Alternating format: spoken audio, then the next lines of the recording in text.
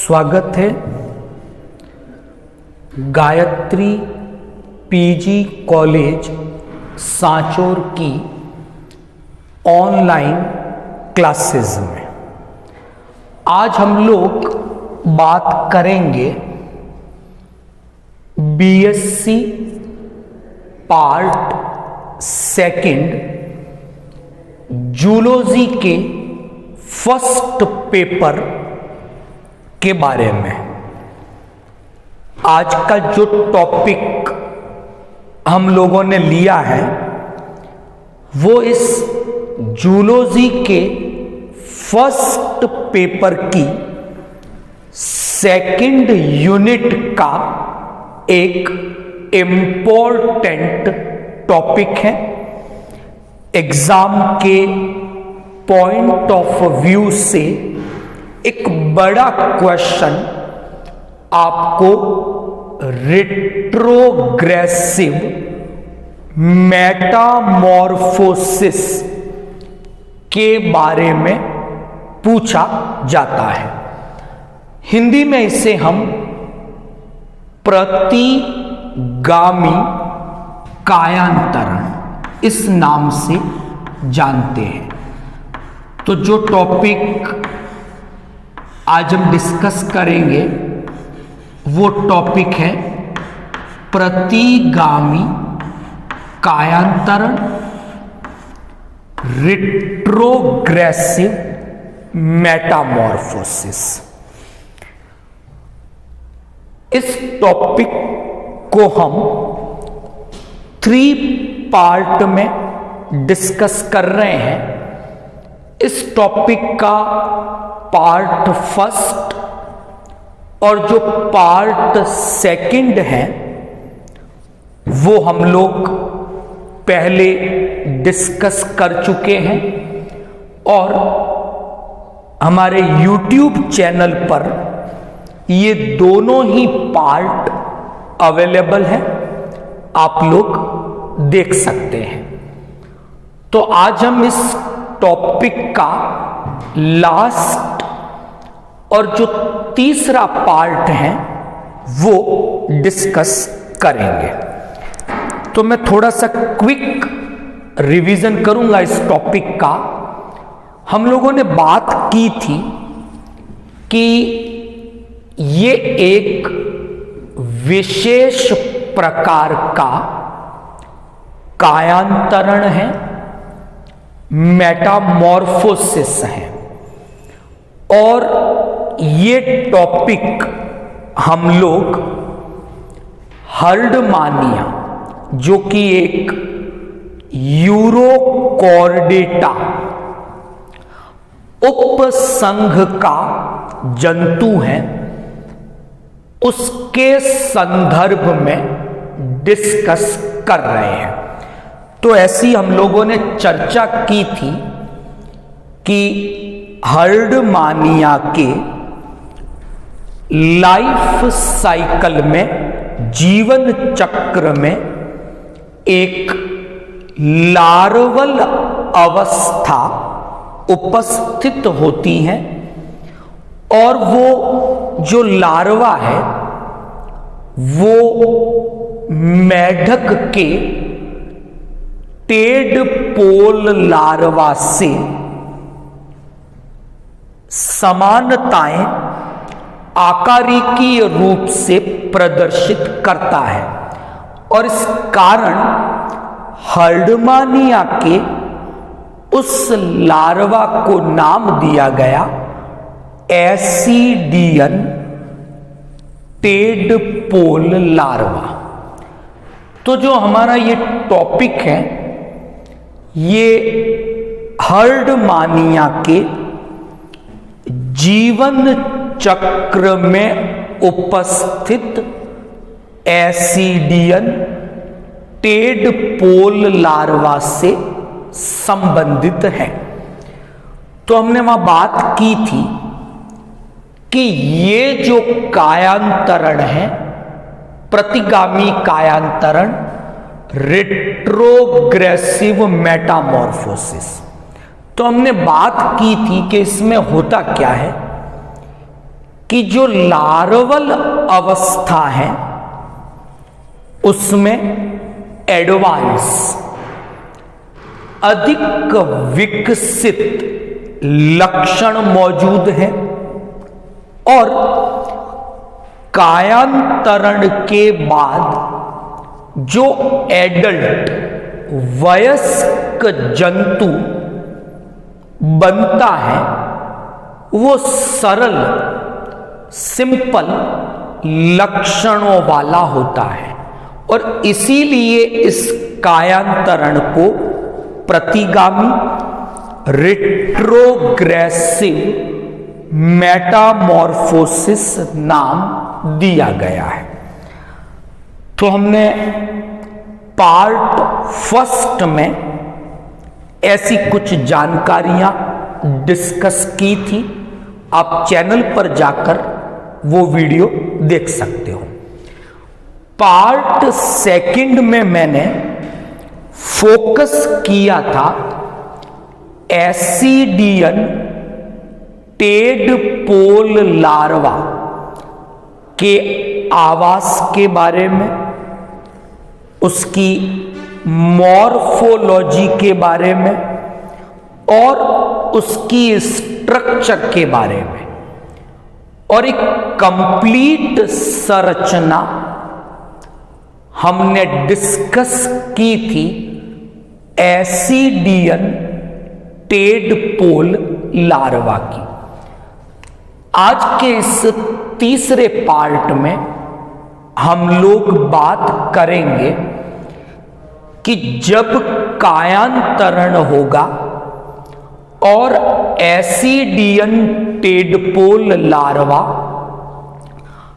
Adult Herdmania में परिवर्तित होगा तो कौन से परिवर्तन हमें दिखाई देंगे, तो उन परिवर्तनों के बारे में आज के इस तीसरे पार्ट में हम लोग डिस्कस करेंगे। आज ही के इस पार्ट में हम ये भी डिस्कस करेंगे कि हर्डमानिया का जो ये एसिडियन टेडपोल लार्वा है उसका सिग्निफिकेंस, उसका महत्व क्या होता है। तो टॉपिक स्टार्ट करें, क्या क्या परिवर्तन है उस पे मैं 1 बाय 1 डिस्कस करूंगा। नंबर 1, सबसे पहला परिवर्तन लार्वा की हैबिट और हैबिटेट में अगर हिंदी में कहूं तो कायांतरण के दौरान आवास व व्यवहार में परिवर्तन आएगा। तो वो कैसा परिवर्तन है, आवास में, व्यवहार में, थोड़ी सी चर्चा इस पर हम लोग करेंगे।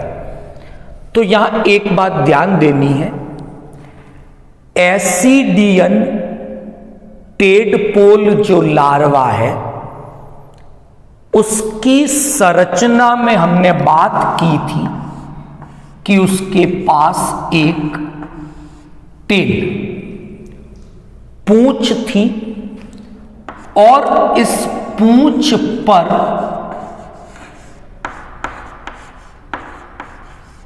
कडल फिन प्रेजेंट थे और ये जो दो संरचनाएं थी एसिडियन टेडपोल लार्वा की, तो लार्वा इन संरचनाओं की सहायता से एक्टिव रूप से स्विमिंग कर सकता था।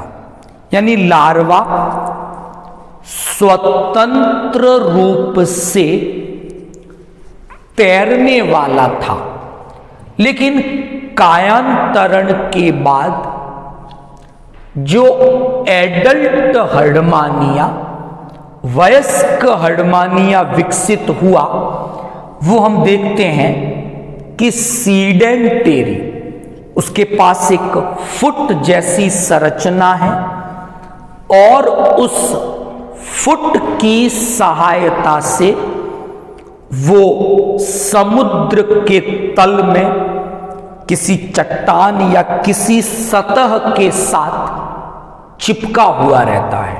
तो पहला परिवर्तन हुआ कि लार्वा जो स्वतंत्र रूप से तैरने वाला था, वो कायांतरण के बाद एक स्थानबद्ध वयस्क जंतु में परिवर्तित हो गया। इसका मतलब जब कायांतरण हुआ तो लार्वा की टेल पर उपस्थित कडल फिन, ये दोनों ही संरचनाएं डिसअपीयर हो गई या डीजनरेट हो गई, अपहासित हो गई। नंबर 2, दूसरे नंबर पे बात करेंगे व्यवहार की। तो मैंने वहां कुछ बातें डिस्कस की थी कि हर्डमानिया का जो एसिडियन टेडपोल लार्वा था, वो हमने कहा था कि लार्वा तैर रहा है सतह पर, इसलिए वो जियो नेगेटिव था और फोटो पॉजिटिव था।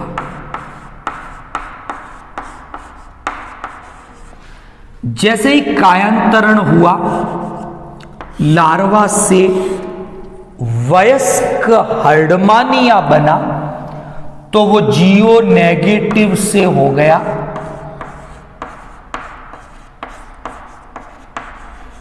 जियो पॉजिटिव और फोटो पॉजिटिव से हो गया फोटो नेगेटिव। ये भी दो परिवर्तन दिखते हैं। अब जब लार्वा तैर नहीं रहा है, वयस्क है, वो तैर नहीं रहा है, स्थानबद्ध है, फोटो नेगेटिव है वयस्क, जियो पॉजिटिव हो गया है। मतलब लार्वा की संरचना में हमने देखा था कि लार्वा में सेंसरी ऑर्गन थे, संवेदी अंग मैंने बताए थे, ओसिलाई थी और ऑटोसिस्ट थे। तैरता था लार्वा तो संतुलन का काम ये करते थे ऑटोसिस्ट, और वो फोटो पॉजिटिव था लार्वा, तो ओसिलाई प्रकाश संवेदी अंग थे। लेकिन हमने कहा वयस्क तो नेगेटिव हो गया, फोटो स्थानबद्ध हो गया, तो इन संवेदी संरचनाओं की भी कोई आवश्यकता नहीं। तो कायांतरण के दौरान ये संरचनाएं भी डीजनरेट हो गई, अपहासित हो गई या डिसअपीयर हो गई। तो अभी मैं शुरुआत से बात करूं तो कायांतरण के दौरान पूंछ और वहां पर जो पुच्छ पंख हैं, दोनों विलुप्त हो गए। इसी तरह लार्वा के पास संवेदी अंग संरचनाएं थी, प्रकाश संवेदी ओसिलाई थी और संतुलन के लिए ऑटोसिस्ट थे।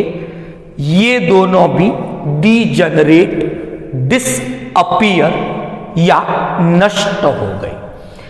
और जब टेल नष्ट हुई तो लार्वा की टेल में नोटोकॉर्ड थी, पृष्ठ रज्जु, जो कि संघ कॉर्डेटा का आधारभूत लक्षण है। तो पूंछ नष्ट हुई तो पूंछ में उपस्थित जो नोटोकॉर्ड थी, पृष्ठ रज्जु थी, वो भी डीजनरेट हो गई नष्ट हो गई। यानी लार्वा में तो नोटोकॉर्ड है, वयस्क हर्डमानिया में वो नोटोकॉर्ड मौजूद नहीं है। तो ये भी एक परिवर्तन हुआ।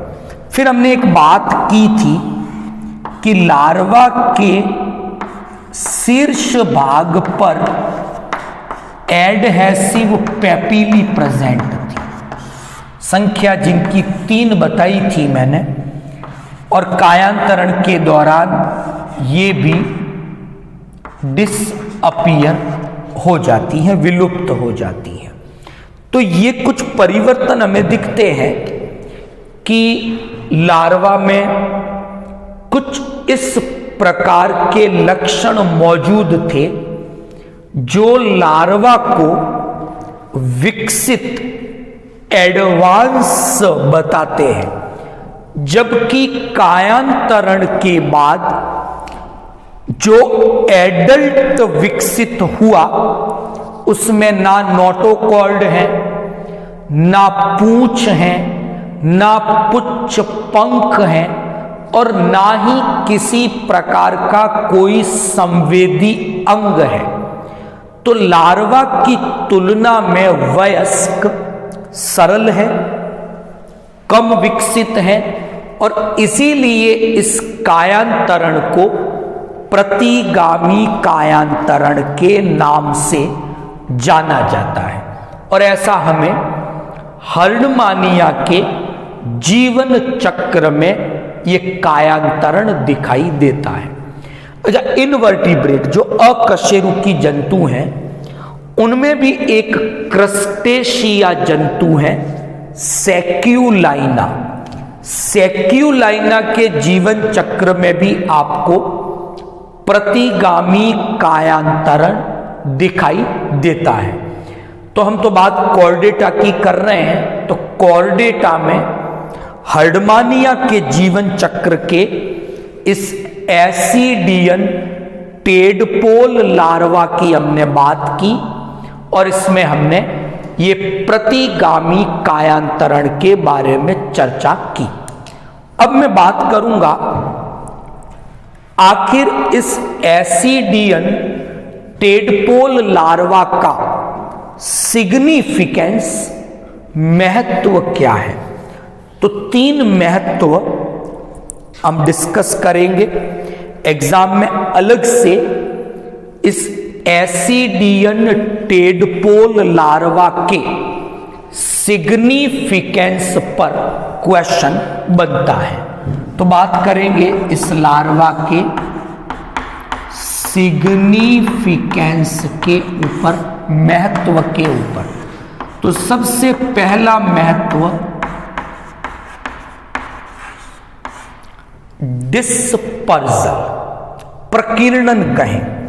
देखो, वयस्क जंतु जो है हर्डमानिया का, वो सीडेंटेरी है, स्थानबद्ध है, लेकिन लार्वा के पास पूंछ है, पुच्छ पंख है, यानी लार्वा सक्रिय रूप से तैर सकता है।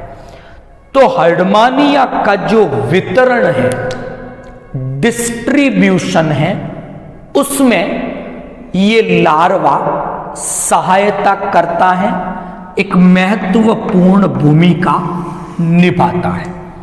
दूसरा महत्व टेक्सोनॉमी से संबंधित है। हमने हर्डमानिया को संघ कॉर्डेटा के उपसंघ यूरोकॉर्डेटा में सम्मिलित किया है।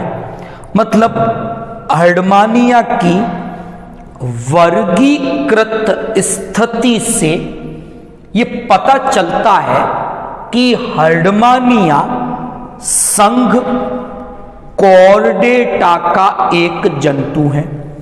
और हमने पढ़ा है कि केवल उन्हीं जंतुओं को संघ कॉर्डेटा में सम्मिलित किया जाता है जिनमें संघ कॉर्डेटा के तीनों आधारभूत लक्षण मौजूद होते हैं। लेकिन हम वयस्क हर्डमानिया में देखते हैं कि वहां ना तो नोटोकॉर्ड है, ना ही पृष्ठीय खोखला तंत्रिका रज्जु है, ये दोनों ही लक्षण नहीं है। लेकिन हर्डमानिया के इस एसिडियन टेडपोल लार्वा में पूंछ के अंदर नोटोकॉर्ड भी है और पूंछ के अंदर नर्व कॉर्ड तंत्रिका रज्जु भी मौजूद है। तो इस लार्वा के अध्ययन से ये पता चलता है कि हर्डमानिया की वर्गीकृत स्थिति कि ये संघ कॉर्डेटा का जंतु है। तीसरा महत्व इसका फाइलोजेनिकल, यानी इसका जाति वृत्तीय महत्व है।